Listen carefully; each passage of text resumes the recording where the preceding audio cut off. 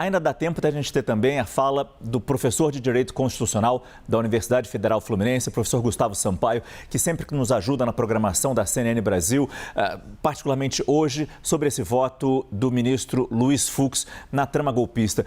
Professor, muito boa noite, muito obrigado mesmo. E eu peço desculpa se eu tiver que interromper a sua fala, se o julgamento for retomado lá na primeira turma. Eu começo perguntando para o senhor, porque fica muito claro que ontem Alexandre de Moraes, ele pegava o que comumente já se fala, o filme. Ele não olha ponto a ponto, ele olha a sequência de atos desde 2021 até agora para justificar,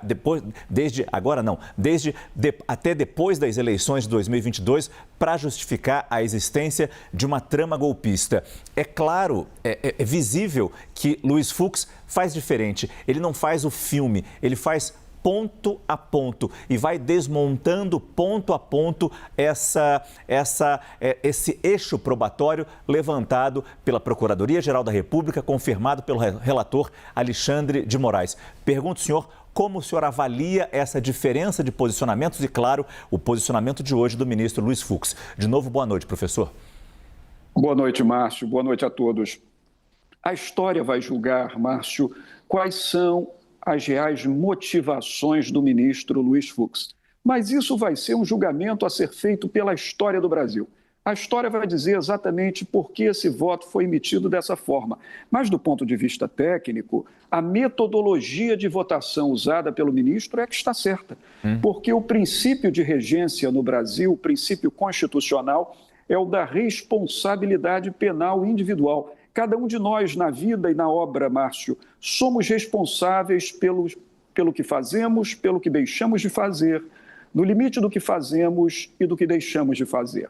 O sistema acusatório no processo penal do Estado Democrático de Direito, ele avalia a responsabilidade individual, princípio da responsabilidade penal individual. E quando condena, na hora de combinar a pena, o princípio aplicável é o da individualização da pena. Cada um tem a pena graduada na medida de sua culpabilidade.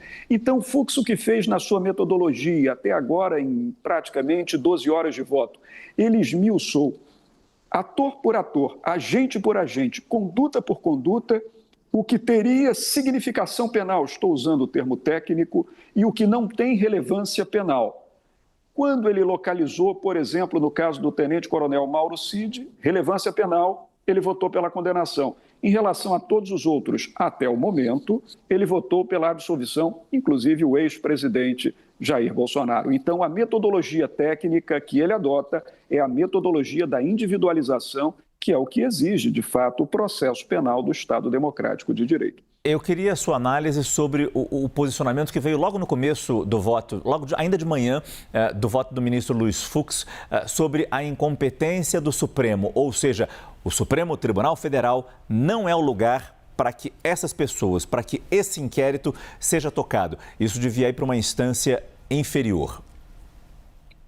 Bom, Márcio, aí ele vai no sentido contrário ao entendimento que o Supremo Tribunal Federal tem consagrado na maior parte do tempo da sua jurisprudência, embora o Supremo Tribunal venha sendo um tanto instável na sua jurisprudência, Márcio, porque quando a Constituição diz que presidente da República, deputado federal, senador, ministros de Estado, ministros de tribunais, são julgados no Supremo Tribunal Federal e ali processados, a Constituição se refere, no entendimento da Corte, pelos atos praticados na condição do titular do cargo ou do mandato, durante a titularidade do cargo ou do mandato, compreende, Márcio?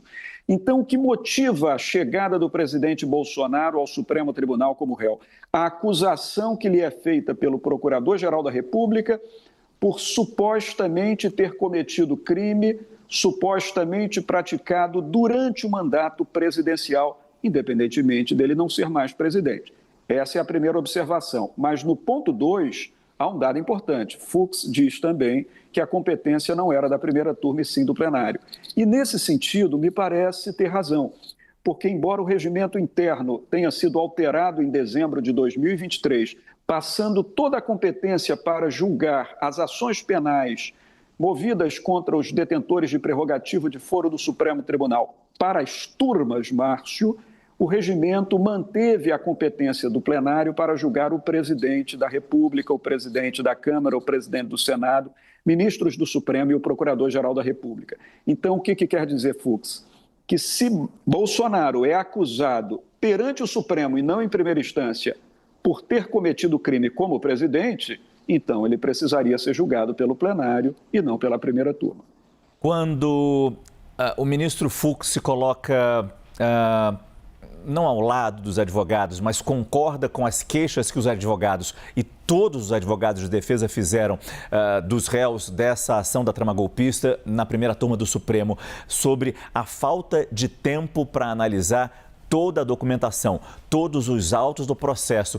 Teve advogado falando: eu não conheço o processo, eu não tive tempo de ler todos os documentos neste processo, não deu tempo por causa da quantidade. Ele, inclusive, faz uma comparação com o julgamento do qual ele também participou, o julgamento do Mensalão, dizendo que levou 5 anos para ser julgado esse processo e este aqui está num tempo muito mais curto. O senhor concorda com essa visão do ministro Fux, consequentemente dos advogados, dizendo que não houve tempo e houve a tal da prática do data document dumping, ou seja, quase que uma ação proposital de depositar no processo muitos documentos, inclusive o ministro fala, não havia inclusive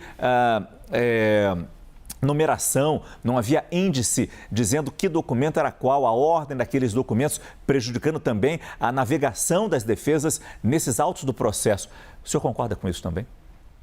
Bem, eu concordo em parte, eu concordo até na condição de advogado que eu também sou, Márcio, além de professor, eu concordo que, a depender do volume de provas, é preciso que o tempo dado à análise das defesas seja compatível com a investigação, com o cotejo de todas aquelas provas. Senão, a defesa não consegue produzir a contraprova e não consegue elaborar os elementos defensórios em favor daquele que é acusado pelo Ministério Público.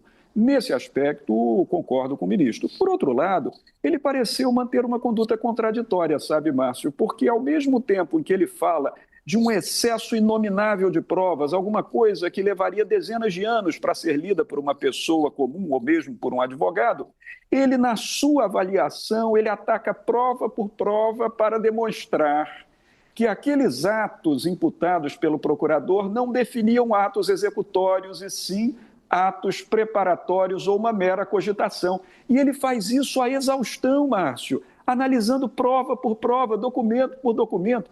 Ora, então por que ele teve esse tempo para fazer toda essa análise? Por que foi possível para ele? Eu sei que é um homem muito dedicado ao trabalho, mas se ele conseguiu fazer a análise de todas essas provas a ponto de refutá-las todas, também a advocacia de defesa. Esse é um ponto que revela, Márcio, assim, um certo elemento contraditório na argumentação do ministro, mas, em tese, eu estou de pleno acordo com ele. A advocacia de defesa é sagrada no Estado de Direito e é preciso que ela tenha tempo para analisar todas as provas a ponto de poder refutá-las perante o órgão julgador, uma vez que quem acusa é o Ministério Público e é preciso que haja paridade de armas entre promotoria de acusação e advocacia de defesa. Professor Gustavo, a gente está de olho no que acontece em Brasília na primeira turma, esperando a volta, o retorno desse julgamento. Também estamos de olho, claro, nas repercussões desse voto. Mas eu queria perguntar rapidamente para o senhor, antes de passar para a nossa analista Jussara Soares, se é que a gente vai ter tempo de fazer isso antes desse retorno,